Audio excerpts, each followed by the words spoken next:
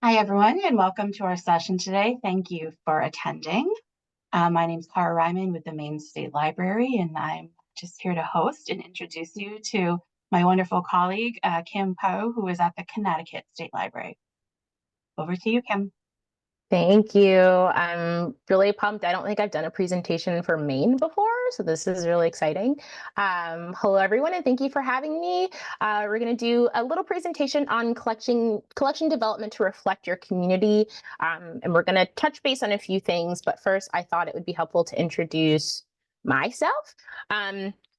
As Kara said, my name is Kym Powe. I'm the Children and Young Adult Consultant with the Connecticut State Library, and I've been with the State Library for 5 years now, but I've been in libraries for about 16, working in academic, public, and here at the state. I was a 2023 Library Journal Mover and Shaker for my work on equitable collections, so talking about collections is very much within my wheelhouse. I am also a crochet lover. I'm currently making a blanket for my uncle. He better appreciate this. It's already getting kind of heavy. I also like to trail walk. A friend called it trail walking instead of hiking. And I was like, that's what I'm doing. I'm not hiking anything. I'm walking on this patch of dirt and it is bringing my emotional brain joy. And I'm also a plant mom with an embarrassing number of plants, like 25 or something like that in this one-bedroom apartment.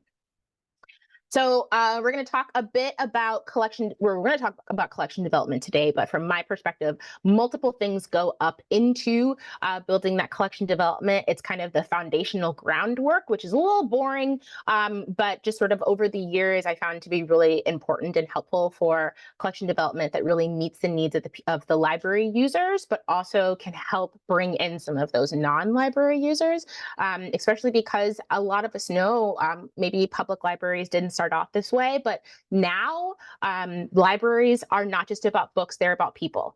And if we leave out that people element of the collection development process, then we're really messing up and we're really doing a bit of a disservice to our community.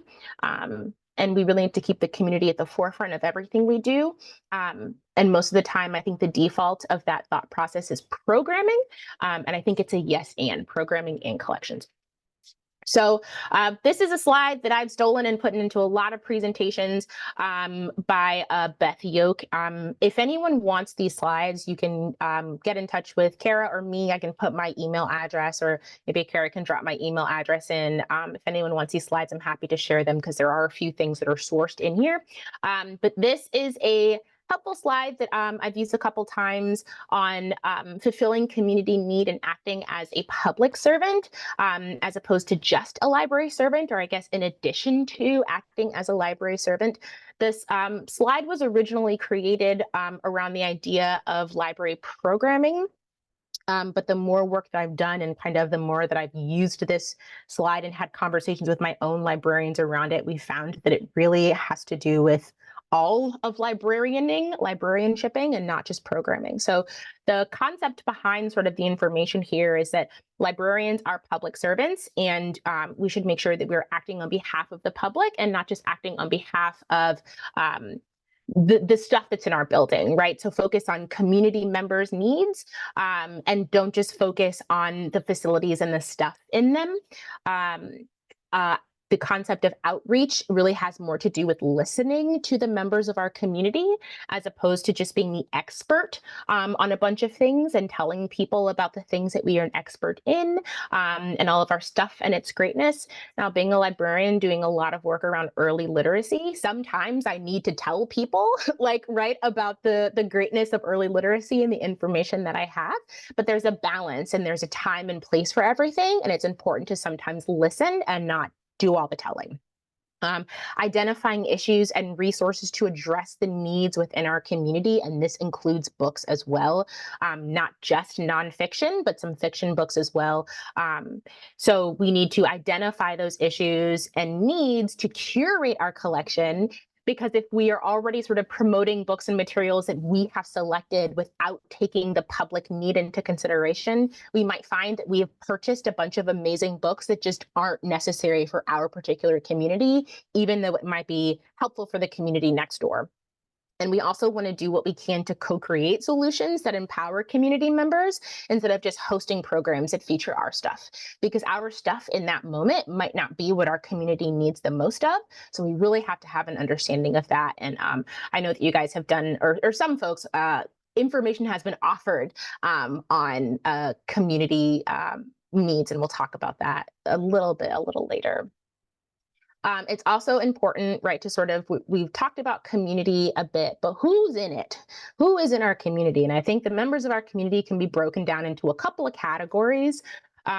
Library super users. The library super users know everyone in the library's name. We know all of their names, right? They come to the Story Times Weekly. They come to programs. They come to book club every time. If they have young children, they're coming in and they're checking out 10 books every time they visit, and then returning them and checking out another 10, right? We know those super users. The super users are the ones who show up at the town budget meeting, right? And they explain and advocate for the importance of the public library and keeping them funded or increasing their funding. They're the ones who are quoted in the town newspaper. We all have library super users and love them for what they do for us. They bring us cupcakes, right? I say us, I'm at the state, no one brings me anything, but it was really nice when I was in public libraries and they did. So we have our library super users in our community. We also have our casual library users. Those might be folks who maybe they don't have high-speed internet, right? Maybe it's in a rural location and they know that they might as well just go ahead to the library and go regularly to do some of the computer things that they need to do. Maybe they don't browse the library all the time. Maybe they kind of go into the system, select what they need, and then go pick it up off the whole shelf, right? They understand how libraries work often. They might not go to a ton of programming, but they know what the library resources are and they use them, whether it's the in-person resources or whether it's resources from the digital library access, right? So they might not be showing up at board meetings and things like that, or budget meetings, town meetings, but they appreciate and respect the library and how it serves the community. And then you have library supporters. And in our state, we differentiate between library supporters and library partners, particularly in our grant applications. And we view library supporters as maybe it's the town newspaper who, lets you put something in the newspaper for free, right? They don't charge the library. Or they're like, yes, you can absolutely put this flyer up on our bulletin board and we're happy to add it to our newsletter from the community house. Or, yep, go ahead and send us a copy of this, the summer reading flyer, and we'll print it out and put it in all the kindergartners' backpacks, right? They know what the library does, and they're absolutely happy to help share the news through their own channels or information through their own channels. But then we view library partners as active participants. So the library partner is going to be boots on the ground in the trenches with the library. So it might be a mom in the community who comes to the library and wants to present with a librarian on resources that the library has for kids with autism spectrum disorder, right? And so, this local mom does half of a presentation for the town and the librarian does half of a presentation for the town, right? They're really boots on the ground and really active in their participation of support for the library for whatever it is that they're doing. And then, as we all know, there are a ton of non-users, and people may be non-users for 1.5 million reasons. I was talking to Kara a little bit before about Westport, Connecticut, where movie stars have houses and stuff like that. I really do not belong in that tax bracket. But it could be, not that someone doesn't like the library or not that they don't understand what it is, but maybe they just don't see a need for themselves. They'll go out and buy the books, they don't care. They participate in other activities that might have a fee associated with them. They just don't go because they haven't needed to. non-users could also be people from marginalized communities.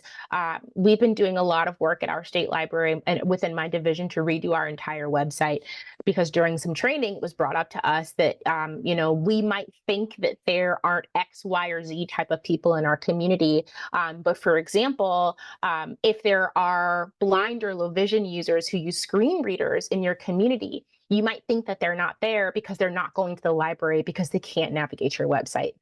Because the website is set up in such a way that it does not appear as if the library and its services are for someone who is blind or low vision. And if they can't use their screen reader technology to find your address, phone number, or hours of operation, they may never go into a library and utilize the services, not because there aren't other ways to access that information, but because the website in this particular example has told this community member that the library is not a space for them. So there are a multitude of reasons that a person can be a non-user, and there are a lot of other people who are library users or supporters or partners within a community, and understanding these people and understanding what's important to them, what their needs are, and so on and so forth, really can and should affect the way a library operates, including the items that they choose to add to their collection.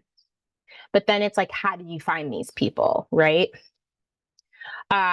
Through community asset mapping. That's a way to sort of get an understanding of who is in your community, where these people are, but also who the leaders of these various small groups in your community may be.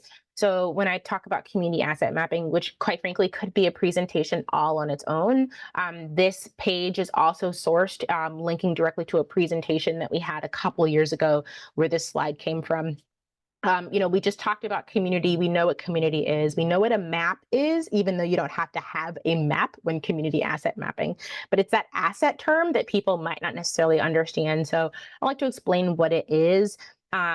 An asset, or the assets, are gifts, skills, and the capacities that can be shared within a community. So an asset might be that might be a group of people. It might be an association. It might be an institution, physical assets, or connections that might exist within a space. So assets are a multitude of things, and having an understanding of what assets exist within a community help you understand the people that are in the community, but also what needs they might have that a library might be able to help subsidize a bit. And if at any point there are any questions or just like chatter that people want to, say, feel free to use the chat for that. If you want, if there's just something you want to talk about or hear or a resource you want to share, do not hesitate. So we talked a little bit about people, right, and understanding, because that's who we're developing our collection for. I'm a big reader, but when I order books for my library collection, they're not necessarily for me, right? Sometimes they are. Sometimes I order books because I know that at least I'll read them, but that's not the primary reason that we're doing this. So you do need an understanding of the people within your community, and you also need an understanding of your collection development policy. So what is a collection development policy? And again, this is some of that unglamorous groundwork, but I promise it's necessary. And I didn't realize how necessary a collection development policy was until I got this job, even though I had been in libraries for multiple years at that point. So collection development policy is one or multiple policies that help define the goals of your collection, why these titles are in your collection, the criteria used to select the titles. And the criteria is a really important point that we're going to lean into. Collection development policy might include information from ALA. So it might include the ALA Code of Ethics, Bill of Rights, their intellectual freedom statement. It doesn't have to. Every policy looks different. And it's going to be based off of those goals, right? The sort of like what and why of your collection. There might be a section within your collection development policy on specific sections of your library collection. So there might be, and we're seeing this a lot more, a special section within the policy on children and YA collections.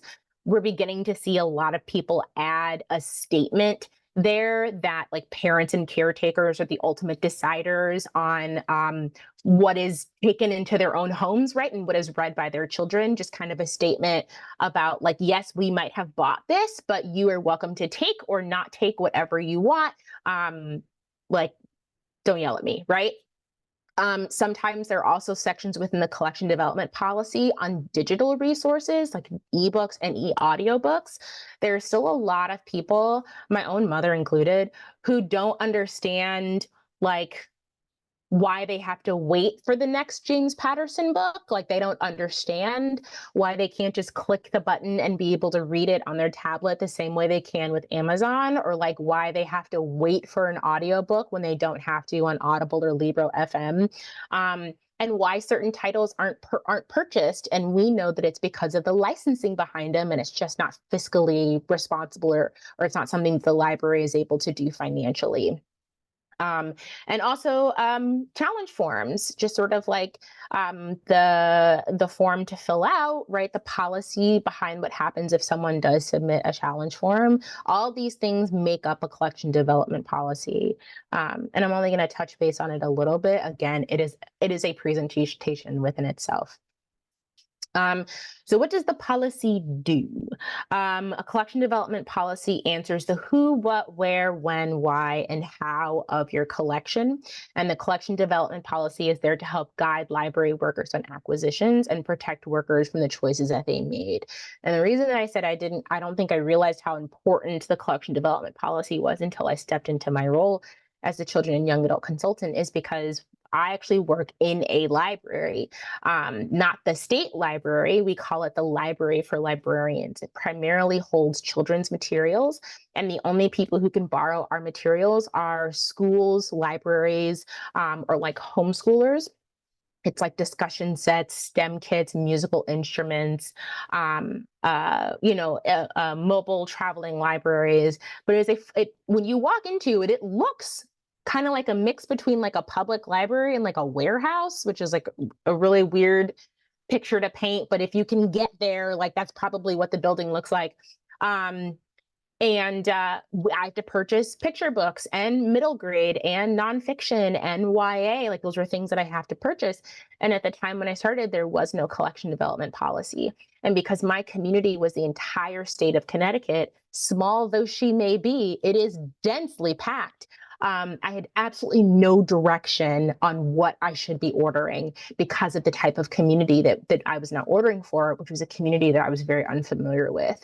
There was no policy for guidance. And really for about 6 to 8 months, I hardly ordered anything because of the fear of ordering titles that the community didn't need and essentially wasting money, right? Because there was nothing to, as we say, guide library workers on acquisitions. There was nothing to help do that. There are some people who might have just gone ahead and ordered anyway, but I'm someone who really likes some of that guidance, especially when you have a new job and you're on probation. It all worked out. It's been almost 5 years and I'm still here. But the policy that we have now really helps to guide me and will help, whoever comes after me when I am no longer here. I will have this job forever, probably at this point. So I've shared actually a direct link to our collection management policy. We call it a collection management policy because it includes things like weeding and deselection. So it's really the entire life cycle of books. And our policy was modeled after the Irving Public Library in Texas. It includes a lot of things like general, this section is our general selection criteria, but we also have like an inclusivity statement. We also have that statement on children and YA materials. We have some criteria for ordering digital collections because it's our entire collection that this is for, not just one piece of it. And some of the important things that we have here in the criteria, which is really the part where it's really what's helped guiding you during that acquisitions phase. We want to make sure that the titles that we bring into the collection are relevant to the interests and needs of, in my case, the Connecticut library community, as well as significance of subject matter, things like that. We began to get a lot of questions about books that featured indigenous tribes that lived like within what is now the state of Connecticut. And at one point we didn't have a whole lot of that. It was hard to find. things that are current or historically significant within that community, things that are timeliness and the popularity of a subject or a title or an author or sort of like a type of book, right? We use professional review journals, award-winning books. Right. All of this seems fairly simple, but there really is something about having it written down and having a finite point to. Sorry, that's a really loud motorcycle. Having a finite guide in the process that's really helpful for ordering, but also helpful for me in case like my direct supervisor is like, why did you order X, Y, or Z? I have something to point towards. So when we take all this information and we, and again, if at any point, sort of as I'm hitting these sections, if there are questions, feel free to drop them in the chat. If there are no questions, you all might get out of here early, which, who's mad about that? But okay, so we're going to pivot into the actual books, but actually before we pivot into books, I'm going to slide back to people. As I was building this slide, it felt really silly to do that, but I don't know, this just felt like where the slide needed to go.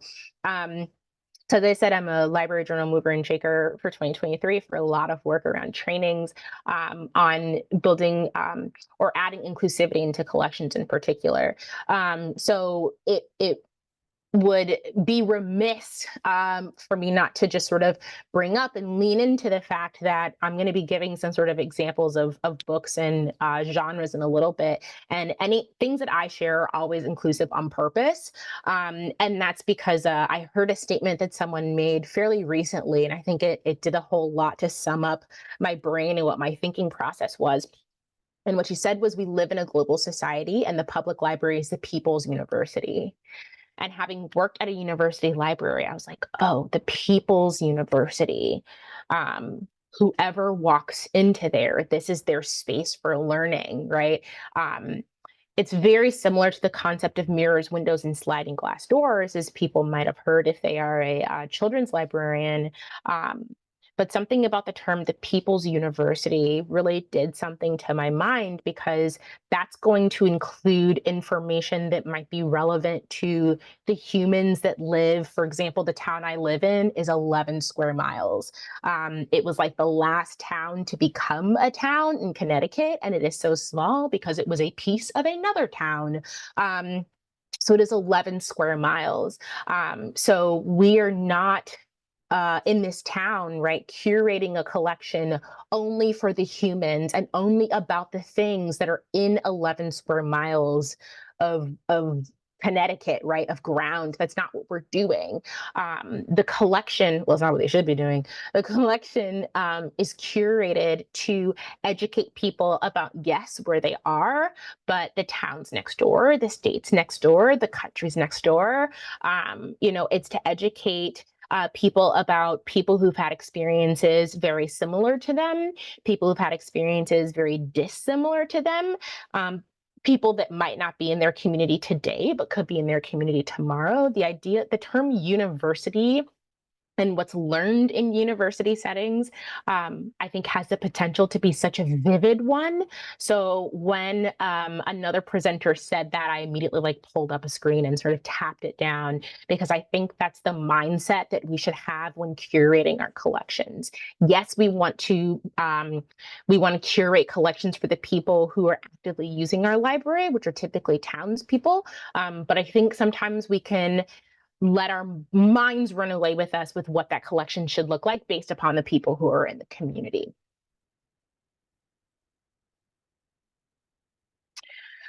So when we're getting down to the nitty-gritty of ordering these titles, right? What do we do?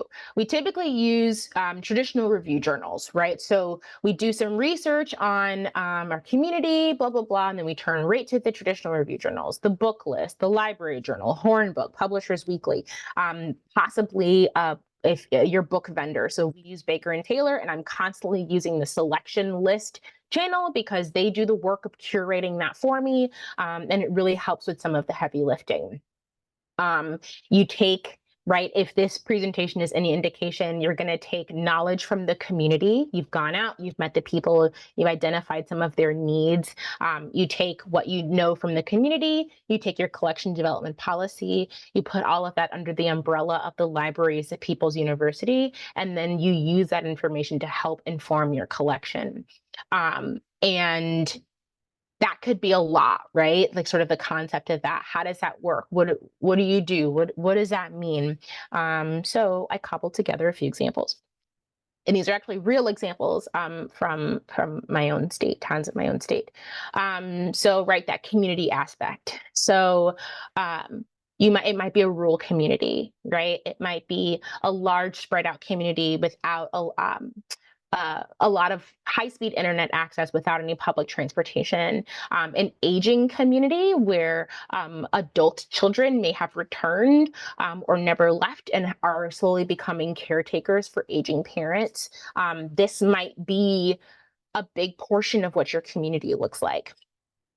Taking into consideration some of our collection development policy criteria of wanting titles of significant with significant subject matter, wanting to make sure that the information that you bring in is accurate information, and sort of taking some of that information and squishing it into one. What this library might need more than another library is more large print titles and perhaps even more audiobook titles, which there's a lot of back and forth on that right now of cars and computers no longer have CD players. So do libraries need these items at all? Well, maybe some don't, but maybe this one does, because it's not that this older adult population no longer wants to read.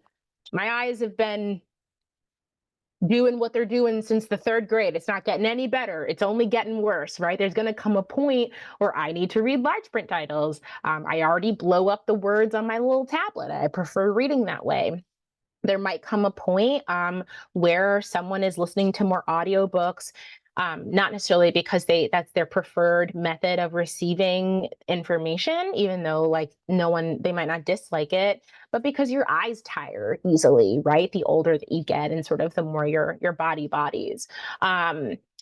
Depending on the community conversations, the library might decide to bring in more biographies, stories that maybe they wouldn't have pulled before, for some of those adult children who have become caretakers, biographies of other adults who've had to become caretakers of their parents, and sort of what that experience is like. Because it is a unique one and it is a real one. And again, we're here to build collections to support members of our community. The library might even decide to put a bit more focus into like the 600s applied section within the nonfiction collection, which is going to have some of that information about some of these aging parents who might need a little bit more assistance, especially if they're in a community where maybe there aren't a robust amount of social service resources, because a lot of those do wind up in rural communities. You can't necessarily walk to the local social service office in some of those rural settings. And again, if we're in a setting where internet access isn't super great just because of the geography of the area, telehealth, like things like that are going to be more difficult in some of these communities. And a lot of people, I think, don't realize it because so much conversation does center around larger urban settings, but rural settings have needs and need social services and things as well. So this is actually information from a library in a small rural town here in Connecticut that we're beginning to see that they were having that their population was aging a lot. Adult children were coming back to care for their adult parents.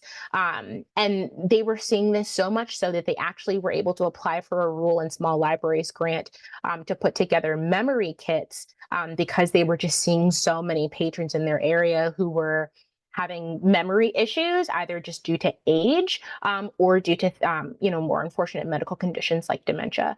And they were able to do the community needs assessment to show that this was a need in their community and receive that grant.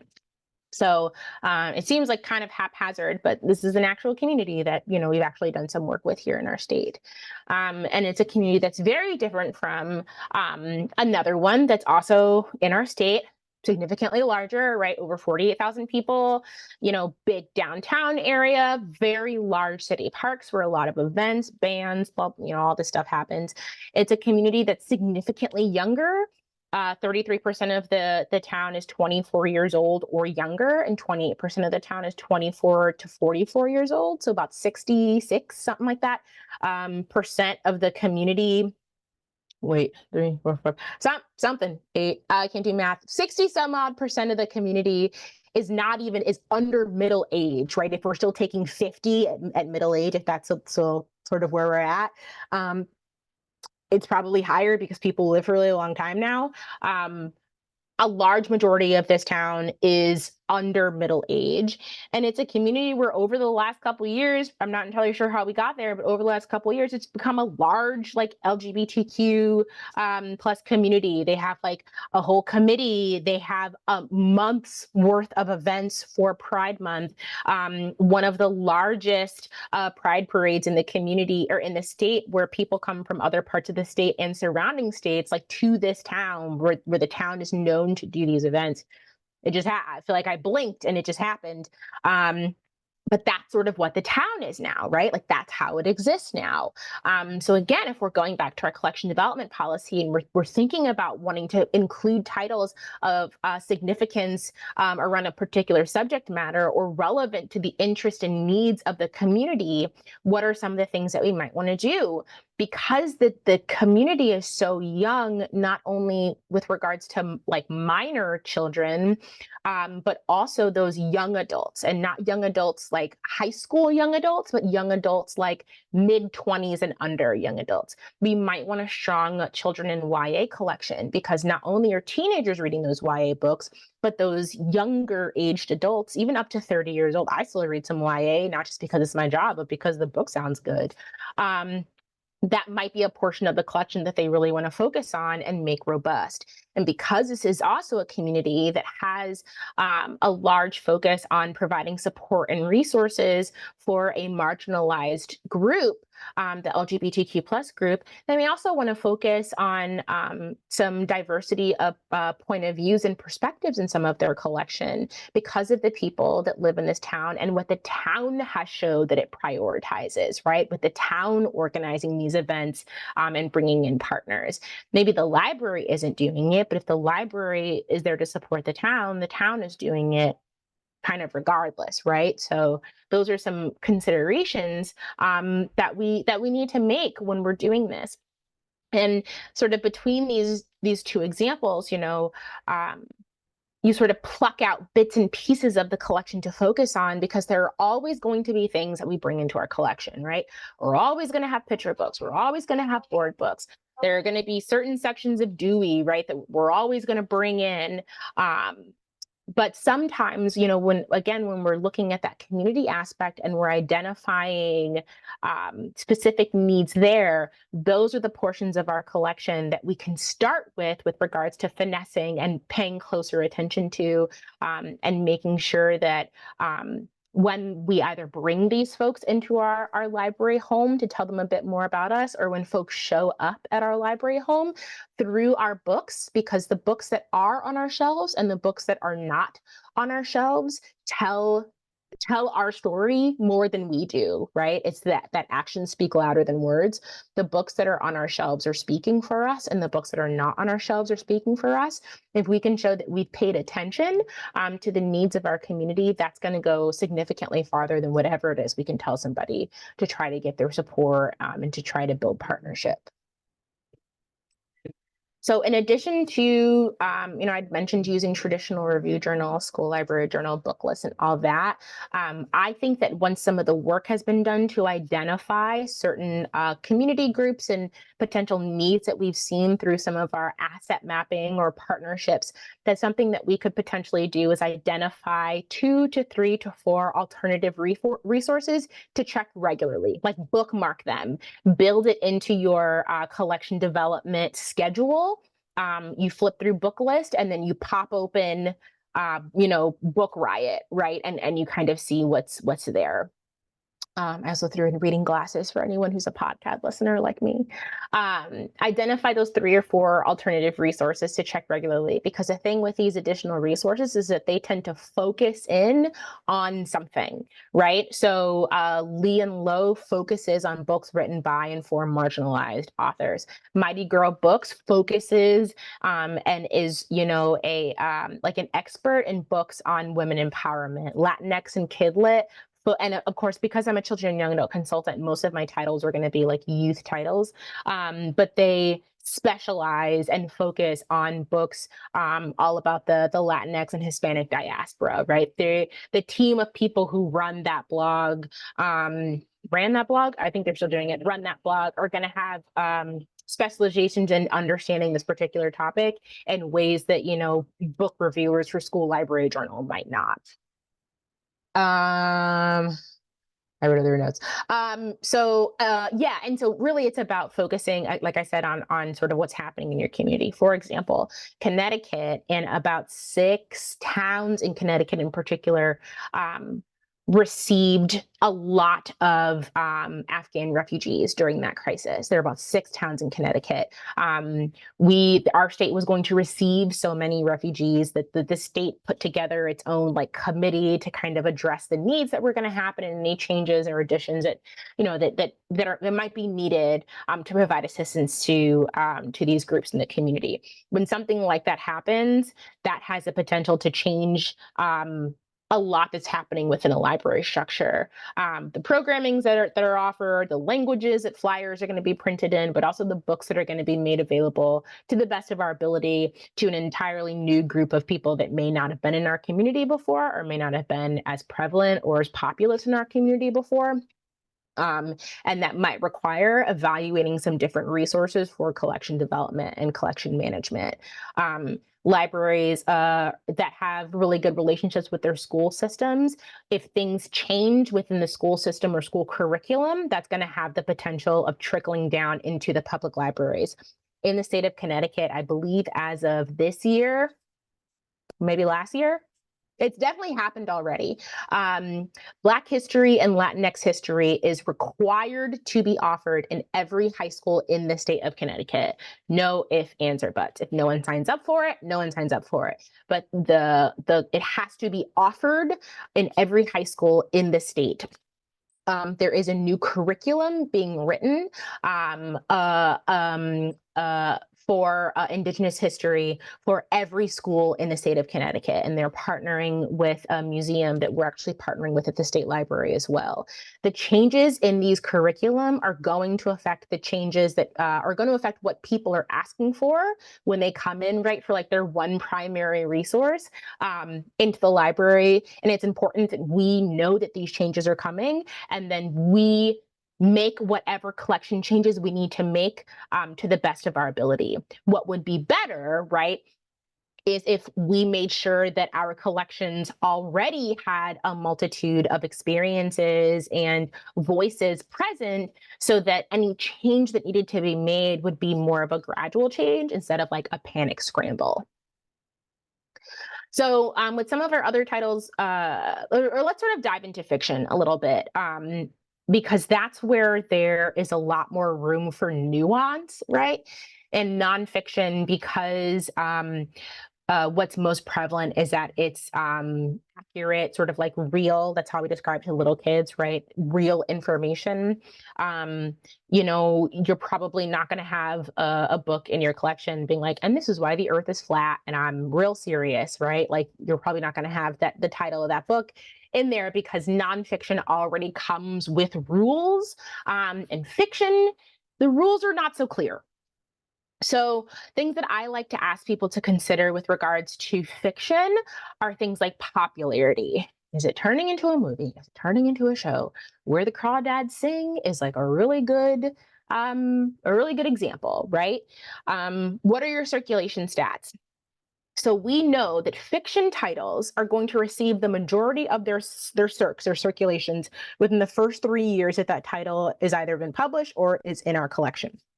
So pulling circulation statistics and looking at what titles have been circulating the most within the last 3 years, maybe pulling those subject headings as well so you can identify what types of titles they are, is really going to give you an indication of what's being read the most right now in your community and maybe point you in a direction of what you should focus on when doing some of your collection acquisitions.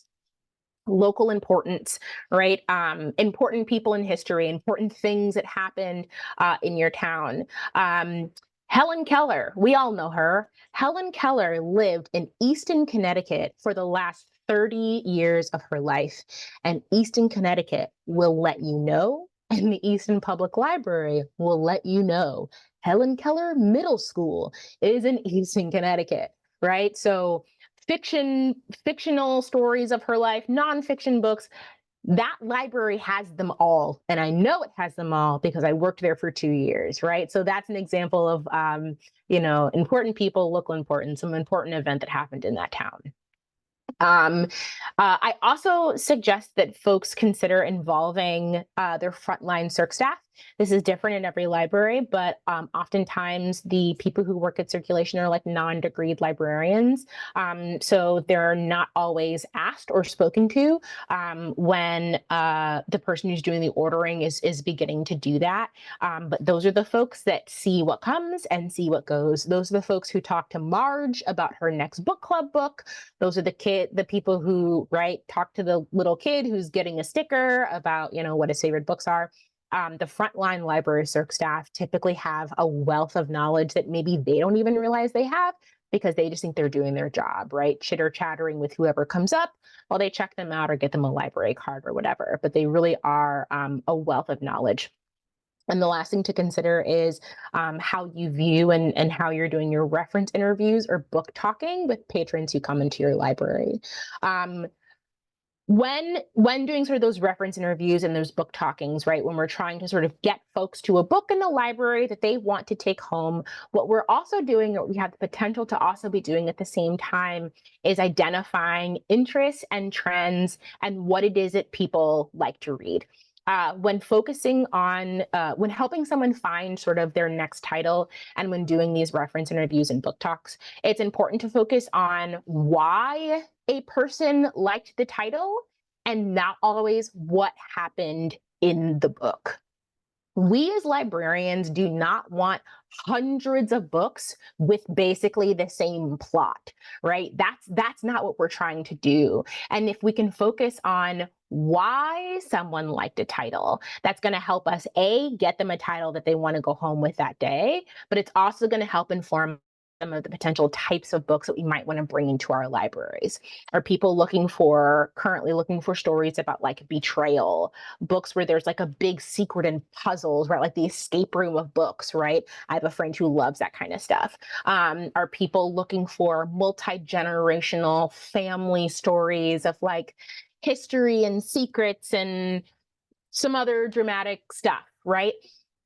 It's not so much the plot of what happened that we want to know when regards to gathering information to help patrons and for our acquisitions. It's why you like the story in the first place. Because as they say, everyone in the world could read the same book differently, the same words, but just come away with something completely different because it's not sort of what happened, right? It's why a person likes a book or why something happened. So, for example, right, someone might come in and say they like mysteries, really helpful, right? But what is it that they're really looking for? Like, what is it that people really want when we talk to them about books at the circulation desk or when we're roving around the stacks? Maybe they're looking for some of those like whodunit gumshoe mysteries. Maybe it's the pacing of books that matter. That changes a lot. The pacing of a mystery is very different from the pacing of literary fiction. And, I know we're sitting in a space right now where younger people in particular, due to COVID and like a bunch of other things, are really struggling to read.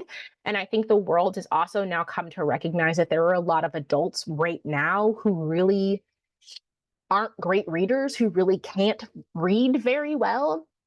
And the pacing of titles are going to be really important for something like that. If somebody already struggles to read for whatever reason, those long drawn out, like like Gregory Maguire-y, like how long are you going to spend describing this room to us, Gregory? Those books aren't going to work for folks like that. But like a mystery or something with a faster pace, it starts right in the middle where there's like a dead body behind a dumpster, like that book is going to flow and is going to move very differently. And having that information is going to be able to help you with your book selection differently than if someone like describes what Sadie by Courtney Summers is about. And then you go out and try to find a million more books with essentially the same plot, right?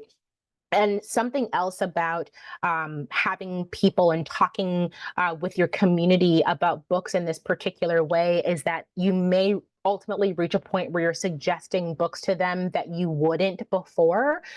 So some people might look at The Getaway by Lamar Giles and just look at it as like a social justice book because it kind of is a commentary on like capitalism and social justice and like kind of Disney World, really. But also at the end of the day, like it is a mystery book. It is a thriller. Like it moves quickly. There's betrayal. There's like a bunch of that stuff. Like you don't know who you can trust.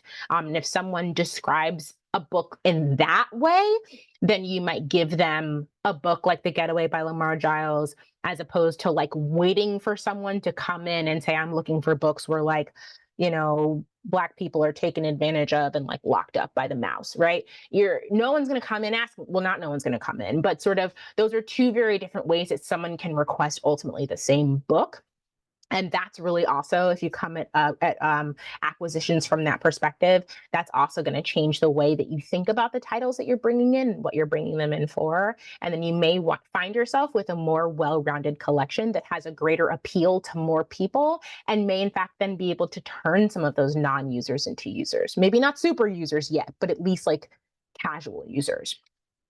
And it's going to be the same with something like historical fiction. Some might say, I like historical fiction. Can you buy more historical fiction? Well, yeah, sure. You know, what is it that you're looking for, right? Are you looking for accuracy and detail? Are you, right? Or I'm not a fan of that personally. I get very bored and distracted.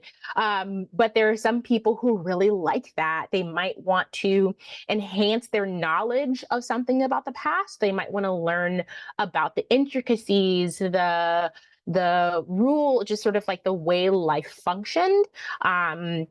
But they also might want to read something like Lone Women, where yes, it's about women homesteading, but there's also a very mysterious box and like a little bit of a fantasy element, but it is still primarily a historical fiction title. A lot of times when we think about historical fiction, I think our minds automatically go to World War II or the Civil Rights Movement, but there's a lot in between and before. And again, we're able to better curate our collections. That's what we are. We are curators. We're better able to curate our collection and understand what our folks actually want to need if we come at it from the perspective of, right, like why more so than what? Like, why do you want these things? What is it that you're looking for more than like, what happened? What was the plot of the book that you liked? Both are important, but in very different ways. And again, I would be remiss not to also share some resources and information, particularly on when selecting all books, fiction and nonfiction, and just being cognizant of selecting books without taking into consideration like bias and like accidental microaggressions, like subconscious microaggressions. So there was this is linked to a handout that was put together by Social Justice Books as a guide for selecting anti-bias children's books. But if you look at a lot of this stuff, children's, adults, teens, middle, it doesn't actually matter, right? It just sort of guides folks on being conscious of stereotypes, tokenism, invisibility. This particular is talking about illustrators, but it's really beyond that. What the relationships between people are like, the power dynamics. You know, the fourth bullet says, consider the effects on children's self and social identities. Consider the effects on everybody's self and social identities. And all of this stuff is going to go hand in hand with your collection development policy. Someone recently reached out to us to ask if we would want a discussion set of some board books that they had that they were actually removing from their collection because it no longer fit with the policy and mission statement of the library. And she said, she's like, I'm pretty sure you don't want these don't fit with you either, but I wanted to ask. And she was correct. They didn't follow these sort of anti-bias guidelines, and they didn't follow the equity-based statement that we had in our collection development policy. So while a lot of people probably would have looked at us like we had two heads for turning down this particular board book discussion set, it didn't fit with our policy. It didn't fit with some of the statements within our policy. So we didn't take them. Like, I didn't have to make the decision. The system that we set up made it for me. And it just so happened to be a decision that I also agreed with. So this is sort of a resource that folks are welcome to sort of poke around in. And sort of the last thing, or just sort of a list of reminders, right? Keep your community's wants supposed to be at the front of your mind, your users and your non-users, because your non-users could become your users and you don't want to lose them, right? If you're not already set up to service them and service their needs. The collection development plan informs your acquisition. So it sounds very boring and it seems like something like it's just not very glamorous, but one really helps inform the other. Use traditional and non-traditional reference resources, because again, some of those non-traditional resources are going to have specializations in people who are experts in certain types of collections over other folks at some of those traditional review spaces. Focus on why patrons like the book they like, not necessarily what happened, which is going to require patron engagement. And just be careful selecting titles from the perspective of biases and microaggressions. And again, we don't need hundreds of books with the same plot. So we really want to focus on why people like the things that they like, as well as those other things. Is it popular, X, Y, or Z? And that is it for me, with 9 minutes for questions, if anyone has them. Or you can all go home 9 minutes early, or back to work 9 minutes early. My mouse is broken.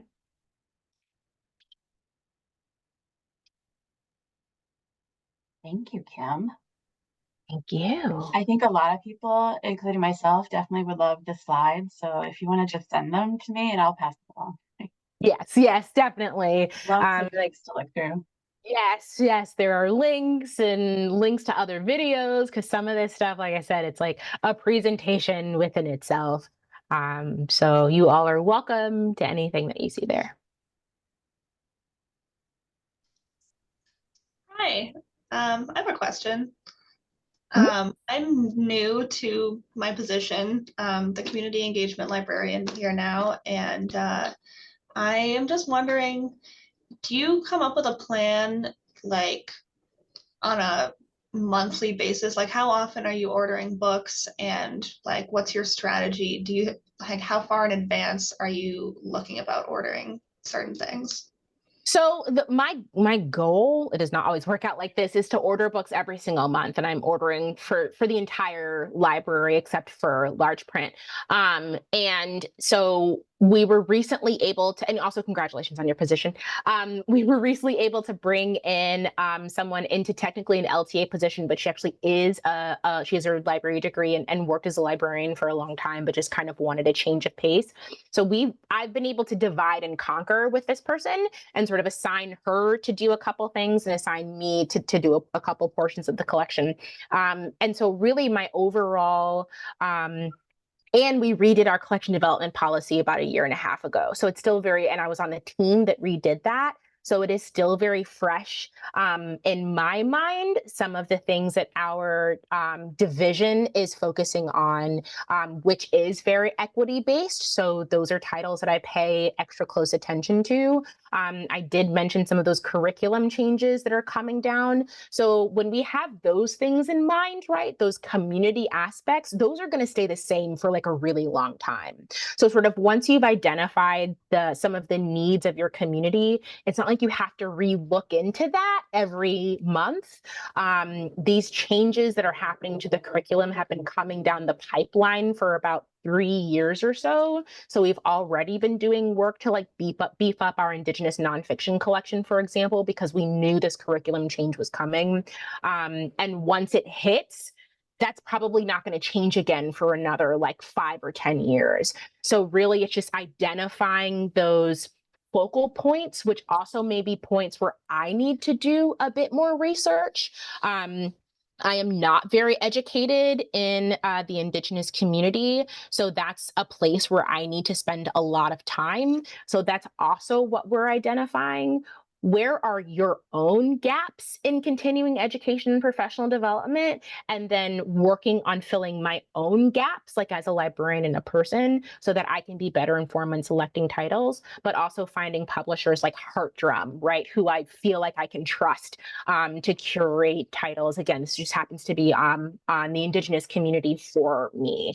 So once you've identified those things to focus on, you really don't have to worry about that again, unless something like wild changes in the state that like is drawing everyone's attention, including yours. And then I try to order monthly, give or take. Thank you so much. Yeah, you're welcome. And again, congratulations. New jobs. Always fun. A little scary, but always fun. And I see in the chat, what to say to patrons who say, I'm tired of seeing books that have characters that don't look like me. This is mostly people who are not people of color who don't like our diverse offerings. That's fun. So I also just so happen to give a lot of presentations on diversity audits, which means that I often have those numbers. And when someone can literally pull out the pie chart to show someone what percentage of the entire collection is made up by different voices. And 9 times out of 10, the collection is still going to be majority white, majority cis, majority able-bodied. So, I mean, don't get yourself in trouble. I am lucky to have a supervisor very similar to me who would be right there next to me holding up the chart. Like, I don't know what to tell you, but I can show you right here that maybe you're seeing a lot of like brown faces or like, other sort of diverse experience, autism spectrum disorder and things like that. But that's not what the majority of our collection is. And that's when doing some of the like unsexy like groundwork like diversity audits, which I know people are very terrified of because they are just so time consuming. But then having that data and being able to show it to someone who is under the mistaken impression that you have replaced all the James Pattersons with like whoever, you can show them the actual numbers if they are wrong. But sometimes what I also say, you got to pick your battles. There are some people who genuinely want to have conversations and really want to learn. And there are other people who would like to argue with you. And I know we don't like to say it very often, but like, sometimes it's just not worth it. They don't actually want to know the truth. Some people just want to fight and like protect your peace to the best of your ability in a working environment. But to sort of you, Janet, that's when it's actually really, really handy to have some of that data and information. And you can be like, well, friend, it's just not the truth. I don't want to tell you. I do that kind of stuff. I know a lot of people don't, so I'm sorry. Thanks. Yeah, you're welcome. I had a question if we have 4 minutes. Yeah. Thank you for all the information. I'm excited to click on all the links in your slides. I guess I heard you mention like obviously a collection development policy and then a collection plan or a collection development plan. And I was wondering if maybe that'll be in your slides, but if you had any like really good examples of what that looks like, because like we have, a pretty standard collection development policy, but I feel like sometimes we struggle to operationalize it. And, in thinking about balancing, listening to the community and the different values that we want to bring into the collection. So I was just wondering if you had any resources you could recommend around that. Yeah, absolutely. So in the slides, I actually linked directly to our policy. And our policy is modeled after the Irving Public Library policy, which is in Texas.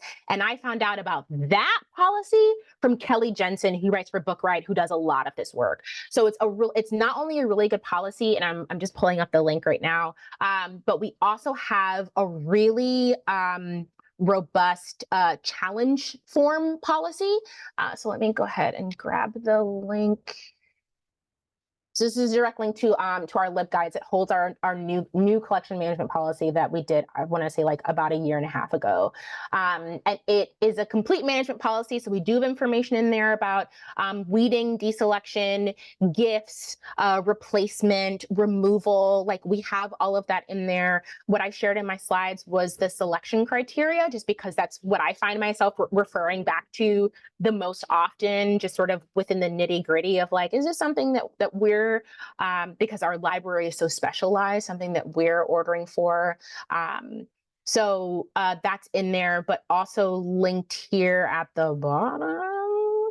Yeah, is a link to our reconsideration form. It's like built into the LibGuides form that we have, where we have questions that are all required, such as like, what would you replace this material with? Citations to sort of prove what your concerns are. It's definitely a more detailed policy than the one that you get from ALA. And like I said, we can always hope that like someone uses their powers for good, right? And they're like, no, like this is just like old information. I had like a very precocious 11-year-old tell me like a book's bear population was wrong. And I was like, oh, snap, let me get a new book. Or people pointing out books that actually had harmful stereotypes that maybe I didn't recognize because that's not my community, but someone else recognized, and then we're able to kind of like move forward and deal with it. So that is one example. Take a look at it. If you want more, reach out to me and I can get some more for you. Thanks. You're welcome.